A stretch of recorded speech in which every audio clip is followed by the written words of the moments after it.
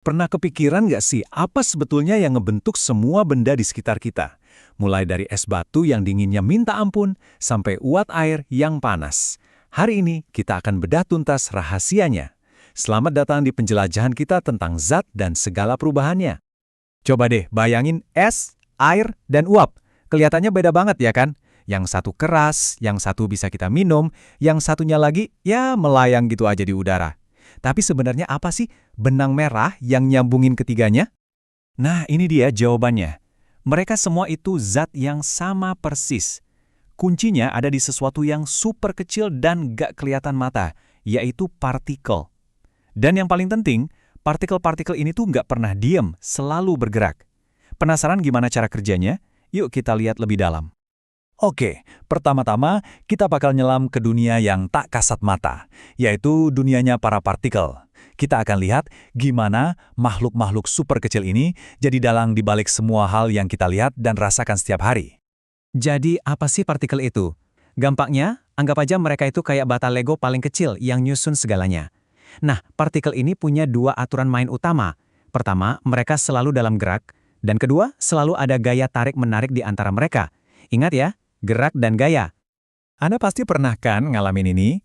Lagi asyik di kamar, tiba-tiba kecium wangi kopi atau masakan dari dapur. Atau mungkin wangi parfum orang yang baru aja lewat. Kok bisa ya? Baunya itu seakan-akan jalan-jalan sampai ke hidung kita. Nah, fenomena ini namanya difusi. Partikel-partikel aroma kopi itu tadi nyelip di antara partikel udara terus menyebar dari dapur yang konsentrasinya tinggi ke seluruh ruangan. Ini bukti nyata kalau partikel itu emang nggak bisa diem, dan gerakannya itu acak banget. Oke, sekarang kita udah kenalan sama partikel. Yuk kita lihat gimana kelakuan mereka bisa ngejelasin 3 wujud zat yang pastinya udah kita kenal banget. Padat, cair, dan gas. Kita mulai dari yang paling tertib dan disiplin dulu nih. Wujud padat. Coba lihat deh, partikel di zat padat itu susunannya rapi dan dempet-dempetan banget. Bayangin aja kayak penonton konser yang lagi desak-desakan di barisan paling depan. Gaya tarik-menarik di antara mereka itu kuat banget, makanya gerak mereka jadi terbatas, cuma bisa getar-getar di tempat.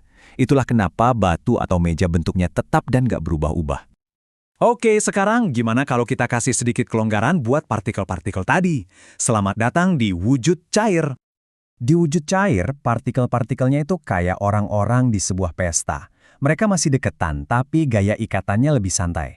Ini ngebuat mereka bisa bergerak lebih bebas, saling lewatin satu sama lain, dan ngalir kemana-mana.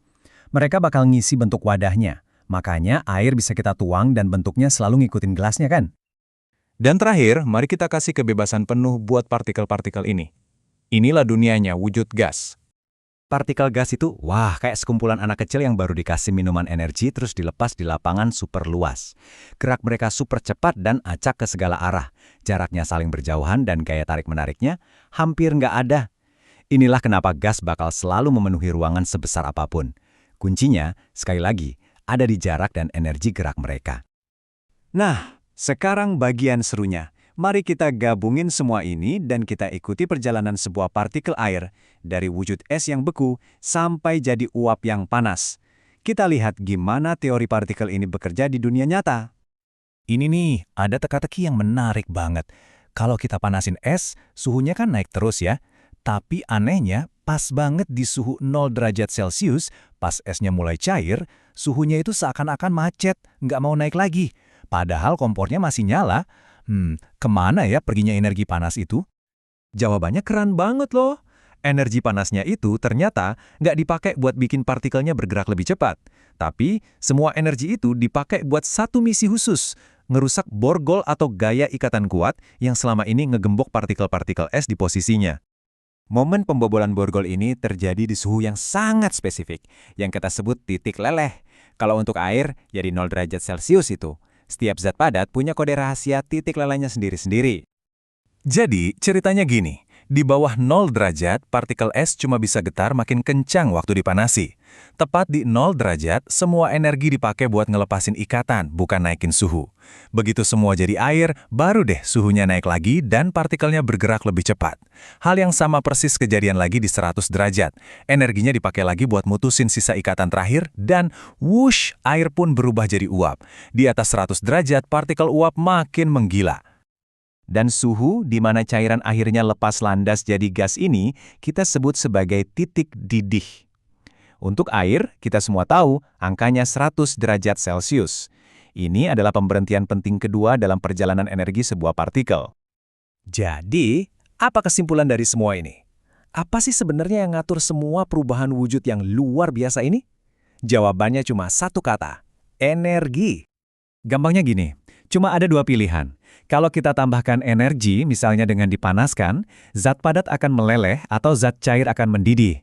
Sebaliknya, kalau kita ambil energinya, dengan didinginkan, gas akan mengembun atau cairan akan membeku. Sesederhana itu. Energi itu ibarat tombol pengatur untuk semua perubahan ini.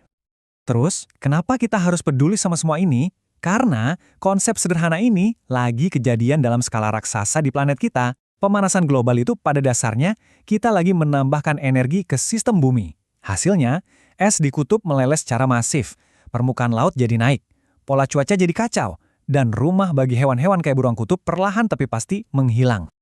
Perubahan wujud ini terjadi setiap hari di dalam gelas es teh kita dan di kutub-kutub bumi yang jauh di sana. Setelah kita paham perjalanan partikel ini, pertanyaannya bukan lagi bagaimana ini bisa terjadi, tapi lalu apa? Apa artinya ini semua buat masa depan kita kalau es di kutub terus melanjutkan perjalanannya menjadi air?